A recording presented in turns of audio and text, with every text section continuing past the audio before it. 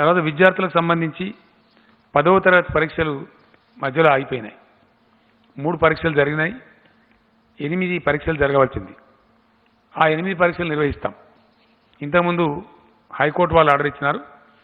So high court ఏ నిబంధనలు చెప్తే ఆ నిబంధనలు ఫాలో చేస్తే ఎగ్జామ్ కండక్ట్ చేస్తాం, చేయాలి. ఎందుకంటే మనకు 2500 వరకు ఇంచుమించుగా సెంటర్స్ ఉన్నవి.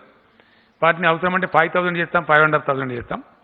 తక్కువ విద్యార్థులు ఒక హాల్లో 15-20 మంది మాత్రమే విద్యార్థులు ఉండేటట్టు, ఈ భౌతిక దూరం పాటించేటట్టు, హాల్స్ అన్ని శానిటైజ్ చేసేటట్టు, అట్లానే ఆ పిల్లలకు వాళ్లకు శానిటైజేషన్ కానీ మాస్కులు కానీ అవన్నీ ప్రొవైడ్ చేసి విద్యాశాఖ మంత్రి గారు స్టెప్స్ తీసుకుంటారు.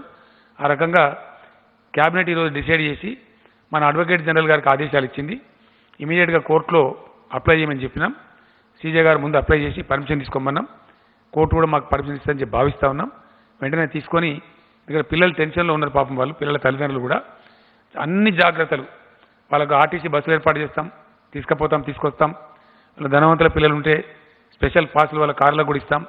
ఇవన్నీ ఏమేమి జాగ్రత్తలు తీసుకొని ఇటువంటి ఇబ్బందులు లేకుండా ఎస్ఎస్సి పరీక్షలు కూడా కోవిడ్ నిబంధనలు పాటిస్తూ ఖచ్చితంగా మే నెలలోనే కంప్లీట్ చేస్తాం.